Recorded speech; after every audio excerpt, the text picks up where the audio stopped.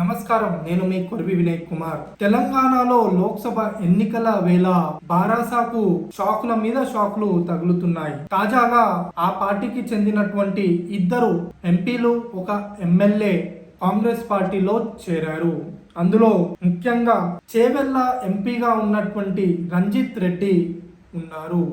అయితే రంజిత్ రెడ్డి చేవెళ్ల నుంచి మరోసారి పోటీ చేయాలని బీఆర్ఎస్ పార్టీ అధిష్టానం కోరగా ఆయన తాను పోటీకి సిద్ధంగా లేనని పార్టీ అధిష్టానానికి చెప్పడంతో పాటు ఆ పార్టీతో అంటి ముట్టనట్టుగా గత కొంతకాలంగా ఉంటూ వస్తున్నారు. అయితే రంజిత్ రెడ్డి భారతీయ జనతా పార్టీలో చేరాలని ముందుగా నిర్ణయించుకున్నారు. కానీ అక్కడ కొండా విశ్వేశ్వర్ రెడ్డి ఉండడంతో అక్కడ భారతీయ జనతా పార్టీలో అవకాశం లేక ఆయన కాంగ్రెస్ పార్టీలో చేరారు. ఆయన కాంగ్రెస్ పార్టీ తెలంగాణ ఇన్ఛార్జ్గా ఉన్నటువంటి దీపాదాస్ మున్షి ఆధ్వర్యంలో కాంగ్రెస్ పార్టీలో చేరారు. అయితే మరి ఆయనకు Congress party Chevella MP ticket ఇస్తుందా అంటే ఇచ్చే అవకాశాలు దాదాపు కనబడడం లేదు. ఎందుకంటే ఇప్పటికే ఆ పార్టీలో చేరినటువంటి మాజీ మంత్రి మహేందర్ రెడ్డి సతీమణి అయినటువంటి సునీత మహేందర్ రెడ్డికి ఆ టికెట్ దాదాపుగా ఖరారు చేసినట్లు అర్థమవుతుంది. అయితే మరి రంజిత్ రెడ్డికి ఇంకేదైనా హామీ లభించి ఉండవచ్చు. అయితే మరొక ఎంపీ అంటే వరంగల్ ఎంపీగా ఉన్నటువంటి పస్నూరి దయాకర్ కూడా తాజాగా కాంగ్రెస్ పార్టీలో చేరారు. ఆయన సహజంగా ఒక ఆర్టిస్ట్. భారత రాష్ట్ర సమితికి ముందు నుంచి కూడా ఉద్యమ సమయంలో ఒక కీలక నాయకుడిగా వ్యవహరించారు. కేసీఆర్కు చాలా సన్నిహితంగా ఉంటూ వచ్చారు. దీంతో కేసీఆర్ ఆయన 2 పర్యాయాలు ఎంపీగా అవకాశం ఇచ్చారు. అయితే మొన్న అనౌన్స్ చేసిన ఎంపీ లిస్ట్ లో పస్నూరి దయాకర్ పేరు లేకపోవడంతో ఆయన అసంతృప్తికి గురై కాంగ్రెస్ పార్టీలో చేరడం జరిగింది. బీఆర్ఎస్ పార్టీ వరంగల్ ఎంపీగా బీఆర్ఎస్ సీనియర్ నేత ఎమ్మెల్యేగా ఉన్నటువంటి కడియం శ్రీహరి తనయి అయినటువంటి కడియం కావ్యకు ఆ సీటును కేటాయించడంతో పస్నూరి దయాకర్ బీఆర్ఎస్ పార్టీకి రాజీనామా చేసి కాంగ్రెస్ పార్టీలో చేరారు. అయితే ఆయనకు కూడా కాంగ్రెస్ పార్టీ టికెట్ దక్కే అవకాశాలు దాదాపు లేవనే చెప్పుకోవాలి. ఎందుకంటే వరంగల్ నుంచి కాంగ్రెస్ పార్టీ ఈసారి బలమైన అభ్యర్థిని పోటీలో దింపాలని చూస్తుంది.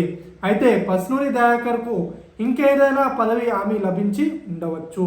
అయితే హైదరాబాద్కు చెందినటువంటి ఖైరతాబాద్ ఎమ్మెల్యేగా ఉన్నటువంటి దానం నాగేందర్ కూడా బీఆర్ఎస్ పార్టీ నుంచి కాంగ్రెస్ పార్టీలో చేరిపోయారు. అయితే దానం నాగేందర్ సికింద్రాబాద్ పార్లమెంట్ సభ్యుడిగా పోటీ చేసే అవకాశాలు ఉన్నాయని వార్తలు వస్తున్నప్పటికీ కూడా ఆయనను పార్లమెంట్కి పంపే బదులు ఇక్కడే రాష్ట్రంలో ఎమ్మెల్యేగా ఉంచి మంత్రి పదవి ఇచ్చి కాంగ్రెస్ పార్టీ గౌరవించే అవకాశాలు కూడా లేకపోలేదు. అయితే ఒకవేళ దానం నాగేందర్ను సికింద్రాబాద్ పార్లమెంట్కి కాంగ్రెస్ పార్టీ దింపితే కిషన్ రెడ్డికి ఒక బలమైన పోటీదారుడుగా దానం నాగేందర్ అవతరించే అవకాశం ఉంది. అయితే ఇప్పటికే సికింద్రాబాద్ సీటును తనకు కేటాయించాలని అంజన్ కుమార్ యాదవ్ కోరుతూ ఉండగా ఇటీవల కాంగ్రెస్ పార్టీలో చేరినటువంటి బొంతు రామ్మోహన్ తనకు కానీ లేదంటే తన సతీమణి శ్రీదేవి యాదవ్కు కేటాయించాలని ఆయన కోరుతున్నారు. అంతేకాకుండా జూబ్లీ హిల్స్ నుంచి ఉన్నటువంటి నవీన్ యాదవ్ కూడా కాంగ్రెస్ పార్టీలో చేరడంతో ఆయన కూడా ఈ టికెట్ను ఆశిస్తున్నట్లు తెలుస్తుంది. అయితే ఈ ముగ్గురిని కాదని దానం నాగేందర్కు కాంగ్రెస్ పార్టీ అధిష్టానం సికింద్రాబాద్ టికెట్ ఇస్తుందా, లేదంటే దానం నాగేందర్ను పార్లమెంట్ ఎన్నికల తర్వాత మంత్రివర్గంలోకి కాంగ్రెస్ పార్టీ తీసుకుంటుందా చూడాలి. అయితే కేవలం బీఆర్ఎస్ నుంచి కాంగ్రెస్లోకే కాదు, బీజేపీ నుంచి కూడా కాంగ్రెస్ పార్టీలకి చేరికలు జరుగుతున్నాయి. మాజీ పార్లమెంట్ సభ్యుడిగా ఉన్నటువంటి జితేందర్ రెడ్డి భాజపాకు రాజీనామా చేసి తాజాగా కాంగ్రెస్ పార్టీలో చేరిపోయారు. ఆయన తన కుమారుడు మిథున్ రెడ్డితో కలిసి కాంగ్రెస్ పార్టీలో చేరారు. చేరిన వెంటనే కాంగ్రెస్ పార్టీ ప్రభుత్వం ఆయనకు ఢిల్లీలో తెలంగాణ రాష్ట్ర ప్రత్యేక ప్రతినిధిగా నియమించింది.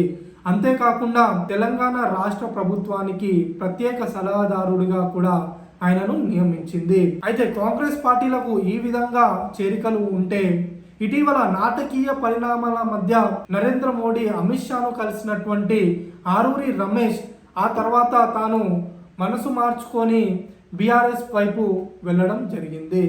అయితే బలవంతంగానే తనను బీఆర్ఎస్లోకి తీసుకెళ్లారని, తిరిగి తన మనసంతా కూడా భారతీయ జనతా పార్టీలోనే ఉందని చెబుతూ ఆరూరి రమేష్ తిరిగి బీఆర్ఎస్ పార్టీకి రాజీనామా చేసి కిషన్ రెడ్డి సమక్షంలో ఆయన భారతీయ జనతా పార్టీలో చేరారు. అయితే రెండవ లిస్టులోనే ఆయన పేరు రావాల్సి ఉండగా నాటకీయ పరిణామాల మధ్య ఆ సీటును హోల్డ్ లో పెట్టింది భారతీయ జనతా పార్టీ. అయితే మూడవ లిస్టులో వరంగల్ పార్లమెంట్ సభ్యుడిగా బీజేపీ ఆరూరి రమేష్ పేరును ఖరారు చేసే అవకాశాలున్నాయి.